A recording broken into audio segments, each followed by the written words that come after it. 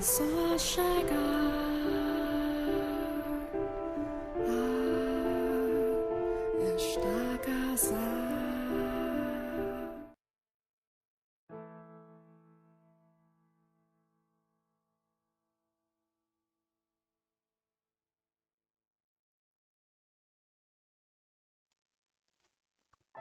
Hello, everyone, and welcome back to 4pixels. Coco is here. I'm still waiting on Kanetsu. She seems to be busy with something. She's not responding at the moment, but I just wanted to welcome everyone. For those who are here for the first time, this is a visual novel called The House in Fata Morgana, and we are pretty far into the game. We're I would say like 30 to 35 hours, so this is probably going to be very confusing. It's a little difficult to. There she is. It's a little difficult to surmise in a concise manner, but hopefully you'll still be able to get some enjoyment out of it. It has some beautiful music, some beautiful art, and I would definitely say it's quickly risen to the top of my favorite games. Hello. Hello, Kinetsu. Sorry, I fell asleep and I just woke up. Oh, it's okay.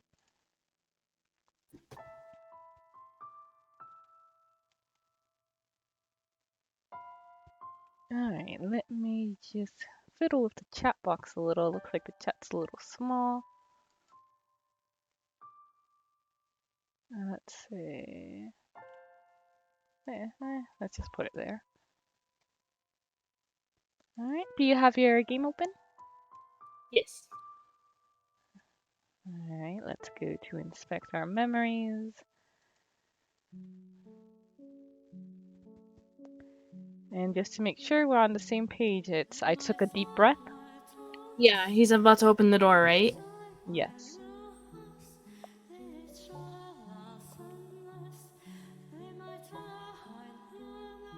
I took a deep breath, looked up at it, and gulped.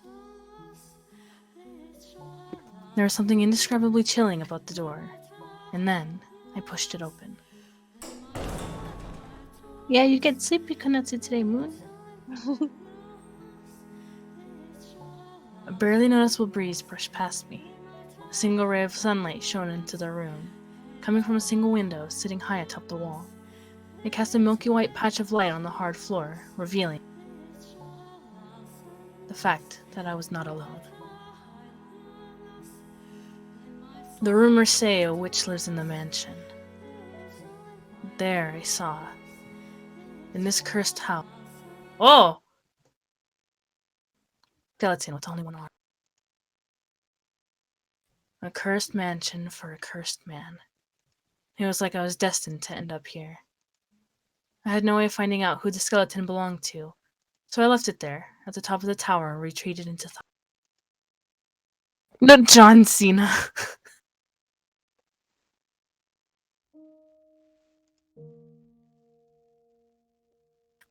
I wondered to myself, how had the one-armed person died? How had they felt locked in that room, staring up at the sole window so far out of reach? About the only thing they would have seen was the sky and the occasional bird. Had they yearned for more light, or had they come to despise a tiny patch of it that trickled into the room? Had they been some sort of wicked criminal imprisoned for wrongdoing? Not all prisoners are necessarily bad people. Having been branded with a non-existent curse, I couldn't help but think that perhaps similar had happened to whoever, vainly reaching out for the sun, constantly praying for rescue that would never come. What had gone through their mind as they withered away? Would anyone come for me? Would my brothers keep their word? Or would I, years from now, end up another pile of dry bones somewhere in this house? Unwanted and alone. Robbed of all hope, with no one but the darkness to talk to as it sunk its teeth deeper and deeper into me. That corpse could be me in the future. Didier, Georgie's, did you really send me here to keep me hidden? Or is this to be my grave? Can I put my faith in you? Can I trust you when you say I'll be able to return? That everyone will happily accept me. That we'll all be together again. That we'll play chess, that we'll draw pictures, that nobody will be left out? All I really wanted was for people to accept me for who I was. To accept that I was a man. No, that I had grown to resemble a man. That I had the heart of a man. I didn't need anything else. I didn't want to cause anyone anguish. I didn't want to hate. I simply wished to be who I was. No, who I wanted to be. And I didn't want to be treated like I was strange or different. If that was asking too much, then at the very least, I wanted to have one person in my life who truly understood. Didier, Georges, I pray that you can be that for me. Lurking quietly in the mansion's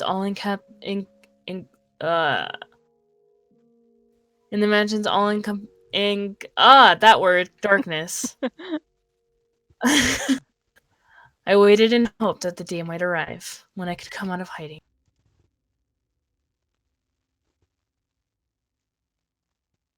However, 1, 2, 3 years later, I had still not been set free. Only my mother wrote me, and in all her letters she said the same thing. When your curse is broken, come back home, sweetheart. When your curse is broken, I want you back in my life. When your curse is broken, everything will be back to normal. I wait expectantly for the day you are free of terrible. The curse would never be broken, though. What I was now was what I was meant to be. All that time I had spent as a girl, none of that was real. Didier had said he didn't think I was cursed. My brothers didn't think I was some hellish demon child. So no, the curse would never be broken. Because there was no curse to break. I wasn't cursed. There was no damned curse. But the flow of time rotted away at me, slowly killing any confidence I once had. Sucking me dry of all for others and myself. I started questioning my own beliefs about what I was. Started thinking that perhaps I was cursed. Much like they had at the Bollinger estate. The servant who came by every month did his best to avoid making eye contact. But beyond just bringing me food, he was also checking in on me, and making sure I didn't attempt to run away. And every month, he probably went back and told Mother the same thing, that my curse had still not been broken.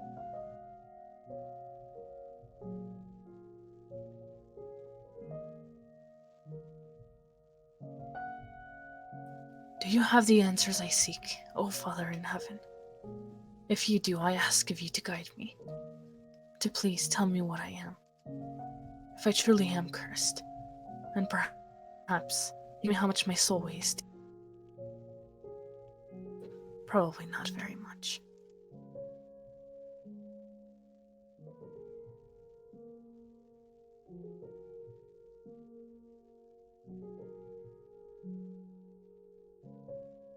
I spent enough time alone in that dark mansion to drive anyone mad. The more time that passed, the more I grew to question myself, my worth as a human being. And whenever the self-doubt and loathing became too much to take, I trekked up to the top of the observation tower to see them.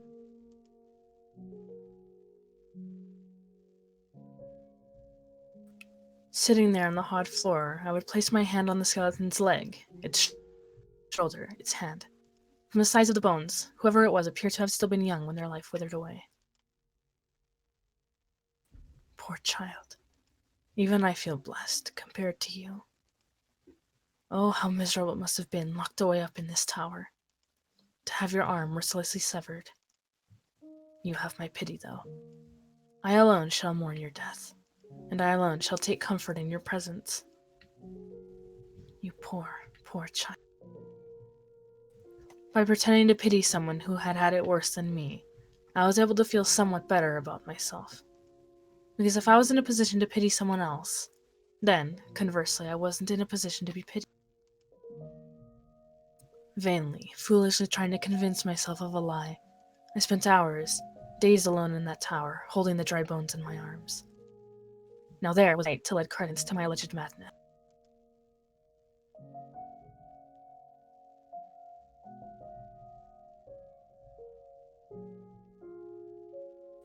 Over time, the air in the mansion seemed to thicken, as if the fog were condensing. Water pushed out all the air, swallowing me up, suffocating me. A putrid mire. I was trapped at the bottom of this thick, black sludge. Soon I lost track of the passage of time, my only landmarks being the dates on Mother's letters. Before I knew it, 8 years had passed.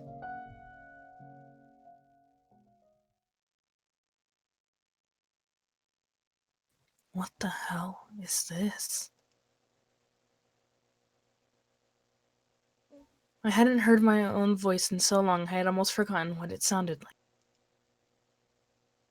There was a delivery that day, but it wasn't the usual package. The servant was instead carrying a large rectangular object draped in cloth. Shoving that into my hands, he said, "The regular supplies will be here in a couple days," and then ran off. Presumably, he was afraid to spend any more time than necessary with the cursed man, but I didn't bother to say anything about it. I knew it was a waste of breath. And I was not inclined to hold it against him if he didn't want to look me in the eye, to exchange words. All I could reasonably do was sit back and bear it. As long as I kept my mouth shut, the man could do his job in peace.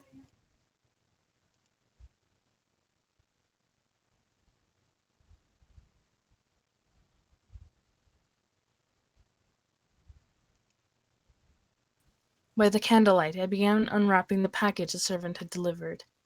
From within, a sheet of parchment fell to the floor, and inside the package was a painting. Just looking at it, I couldn't tell what it was, aside from the fact that it was a portrait of a woman. I knew those brushstrokes, though. They were very distinctly Georgie's. The woman depicted had white hair. White hair. There was a flash. A fresh of the pain had nearly faded away. A half-dozen needles piercing my chest. So much blood had spilled from those gouges I had long since lost any sensation of pain, but now it was back. No, Georgies, you didn't. My whole body froze. The blood in my veins came to a halt. I couldn't breathe. I was drowning in a pool of imaginary water. I crouched down to pick up the sheet of parchment. It was a letter in Mother's handwriting. The first line read, as it did in all her correspondence. My beloved daughter, Michelle. Every day that your curse might be broken, but lately I have come to think that perhaps the reason you remain cursed is because you have forgotten what you are supposed to be. So long you have spent in that accursed form, it is little surprise you would lose sight of yourself. How can you return to your true self if you don't even remember what that is? So I asked Georgies to paint you a picture, hoping it might help you break free of your curse. You are a beautiful young woman, my dear Michelle. I presume you've already seen the painting. It's lovely, when you read. The flowing white hair and skin like glass, those deep, enchanting red eyes, those slender fingers and modest, feminine frame, those soft lips. It is not you when you were younger, though. Instead, I had him imagine what you would look like now. That is what you would look like when your curse is broken. Isn't that wonderful? Imagine it. Envision yourself, your true self. Remember who you are. Recall your true self. I wait eagerly until the day you come back to me, looking as beautiful as you do in this painting. My dear, sweet Michelle. This is you. This is the real you. You are beautiful, my little girl, and I love you dearly. That awful fuss. And then we can pretend none of that ever happened. About the dreadful thing that curse made you. Become the girl you used to be, the girl you were meant to be, so we can once more be a happy family. I am waiting, forever waiting for you.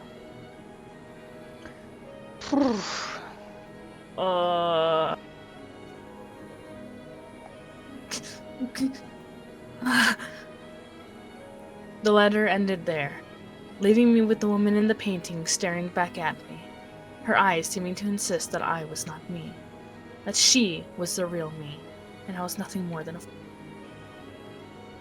laughing at me, scoffing at me for ever thinking I was anything but female, mocking me for stubbornly insisting I wanted to be a man. Pain in my chest swelled, spilling from my mouth and and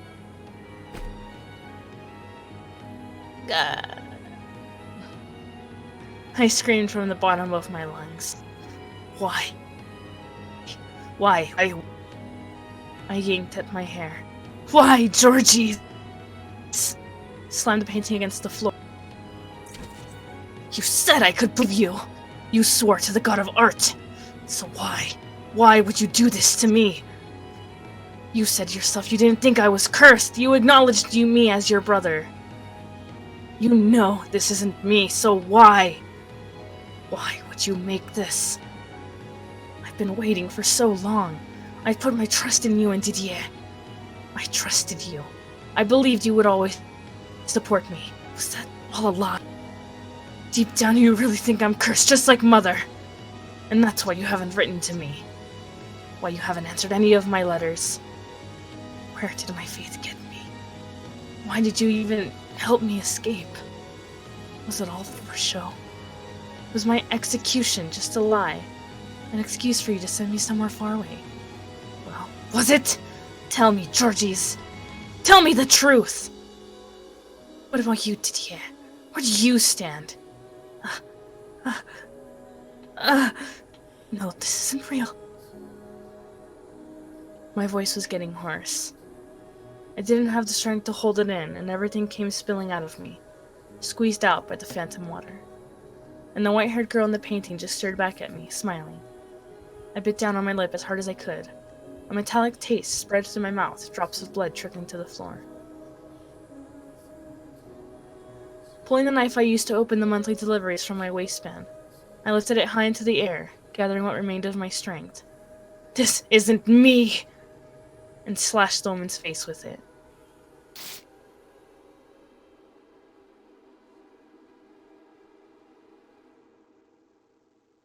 This isn't me! I am not this woman! I am a man. Carved into it. This is not how I look! With everything I had. Don't try to erase who I really am. Don't call me repulsive. Don't say I'm an abomination. I tore into that smile, contempt surging from every slash. This woman isn't real. I wanted to curse the whole damned world. Every last thing. This wretched mire that had become of my life. My brothers for happily going about their lives as I suffered here in the darkness. My delusional mother for refusing to acknowledge who I was. My father for trying to have me killed. Amy for making me realize I was a man, and then torturing me for coming out about it. Everyone. I didn't care anymore. I wanted everyone who had ever wronged me to suffer this same. I can make that happen. A voice rang out. I can curse them for you, my dear. It was a woman's voice, muffled, like there were several walls between me and her. Who's there? I swiped up my candlestick, thrusting it forward, to the sides, behind me, but there was no one else around. Give it a little thought. It's not that difficult. And when you figure it out, come to me. I have been waiting for so long for someone like you. Someone with such hatred for the world.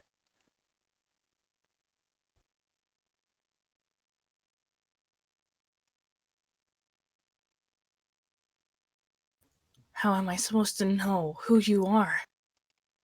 How could you not, my dear? You visited me so many times. Held me in your arms, whispered "poor child" into my ear again and again. What? No, that's not possible. I see. I finally truly lost my mind. If that's what you wish to believe, that's your choice. But the way I see it, if you had truly lost your mind, you wouldn't be in so much pain. The voice, still muffled and unclear, seemed to be coming from somewhere far away and very close by at the same time. Find your way to me and open the door once more. Let me out of my cage. Give me your hand.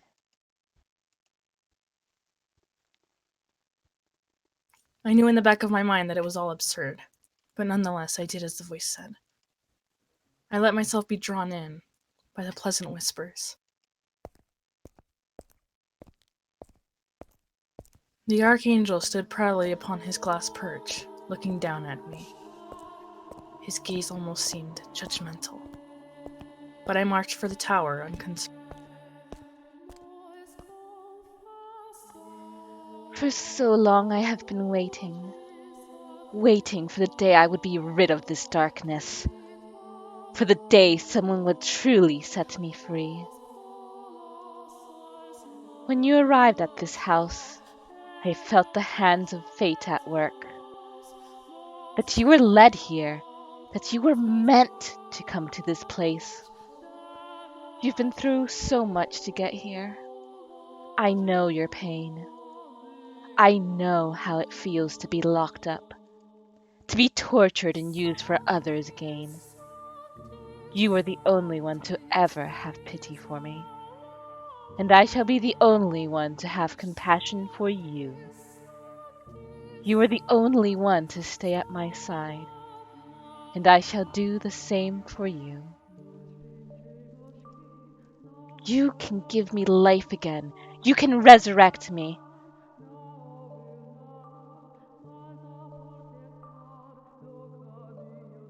Now, open the door, Michelle.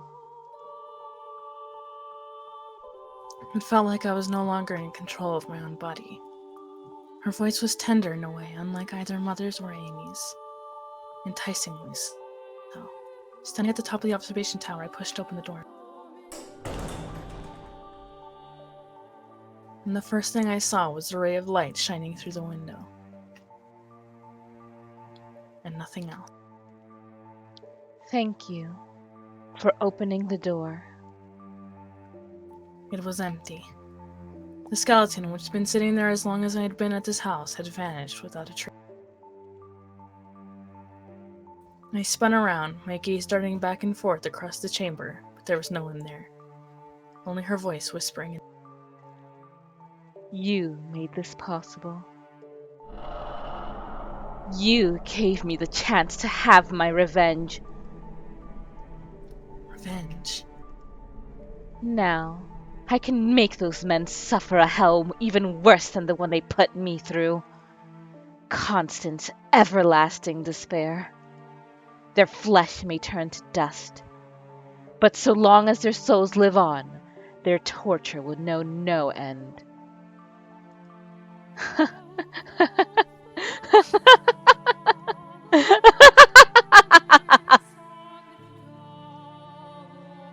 The tenderness in her voice crumbled away, leaving only raw loathing behind. She then let out a half-muffled "Who are you?" Oh, you poor dear. They locked you up here without telling you whose house it was. You sad, pathetic thing. Though that's exactly the kind of person I needed. You're not the witch, are you? That I am. I am the cursed witch who loathes this puny, wretched world, curses it. And my name is Morgana. Morgana. I assumed the witch was nothing but a legend, a tale. If you don't believe me, I would be happy to show you. Let's see. I could place a curse on someone you have a grudge against. Drag them down into the dark abyss. You are the one who granted me freedom after all. Sympathized with me. Ooh. Maybe this is why Georgie's is stuck in the mansion. 'Cause since he made that painting and Michelle is off the high of his anger with that. Maybe he's just going to flippantly pick Georgie's. Ooh, I hope not. Sympathized with me, pitied me, appreciated me. You happily embraced my filthy corpse. And for that, I will grant you your wish. Wishes can come true, Michelle. Much the same way I was able to come back to life. If you remain steadfast in your desires, they will become reality. For devotion and yearning are the fountain from which miracles spring. I cannot leave the mansion's grounds, but this is but a minor inconvenience. Tell me who you wish to curse, and I can lead them here. I can force across you were made to bear on to them. I believe my power to perform miracles because you made my miracle a reality. So tell me, my dear, who will be first? Your second brother who made that ridiculous painting? Georgie's. Shall we kill him? He deserves at least that. He brought you more than enough pain. But if you would rather, you could curse your mother instead. Or the woman who set you on this path. Or perhaps you would prefer your father? With him gone, you could return home. Ask, and I will perform a miracle for you. I didn't think she was lying either. As ridiculous as the whole affair sounded. The skeleton had disappeared from the tower, and I was hearing a disembodied voice. But beyond that, the voice seemed to have a sort of magnetism to it. If magic truly did exist in the world, then her words were laced with it. There was a power in her voice, something that repelled any instinct I might have to doubt the things she said. So I, on the verge of losing my grasp on reason altogether, believed every word the witch said. I wanted to curse them. To curse my brothers, mother, father, Amy. And the witch was saying I could do precisely that. What would it be, my dear? There is no price. I don't require a sacrifice or a dark ritual to perform my magic. I simply wish to show my gratitude. I want you to have that which you desire. Who do you want to curse? The witch's sweet whispers hung in the air for a brief moment before wisping away. All the muscles in my body tensed up. I felt woozy, like the floor was wobbling beneath me. It took everything I had not to fall. Who did I want to curse? Oh, and you are welcome to choose more than one. All of them, even. I could curse them, and the witch would kill my family. I would be free. No one would know I had been born female. Why don't you become the new head of the estate? Who would I curse? Who would I kill? Didier, Georgie's, mother, father, Amy? All of them? They had exiled me to this place. Have your revenge. A black butterfly fluttered across the room's single shaft of light, and I stared absently up at it. Dozens of memories of emotions flashed through my mind. But at the end of the day, we're family. We can get past anything. With enough time, everything will go back to the way it was before. Just like it did for myself and Georgie's.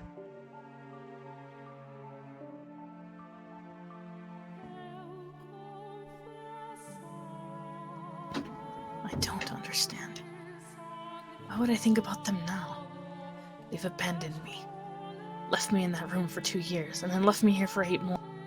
They don't care whether I'm alive or dead. So why should I? Why should I? Yes, revenge, says Care. And hello, Montblanc.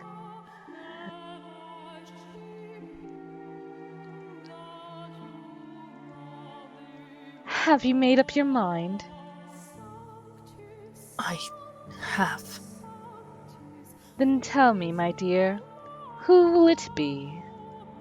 Who will you curse? No one. I cannot curse anyone, Morgana. Surely you jest. I know how much you wish to see them dead. I felt all your hatred, your despair. And you mean to tell me you can't curse them? It struck me just now that I can't do that to family.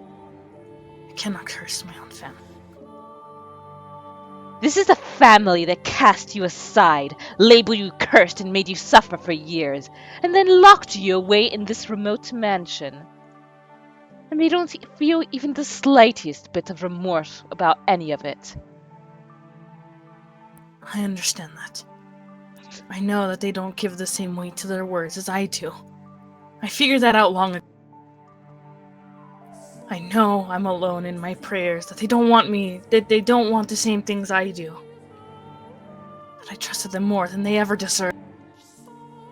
Everyone's screaming in chat for Amy's death. Oh yeah, I was secretly wishing for that in my head too.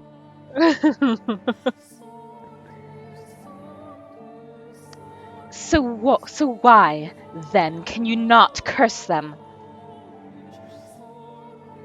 Because I don't want to hate them. I don't want to bring them suffering. On the contrary, I want them to be happy. You will, yes, Vap. You have no place in that happiness, though. It is a happiness that rests upon your misfortune. Thank you for saying that. I'm sure she appreciates it, saying that out loud in front of everyone. Don't worry, the smell wasn't that bad. It only almost nearly killed me. I used the bathroom right after you, so you can trust me. He had to endure it because he just really had to go. I said it's fine.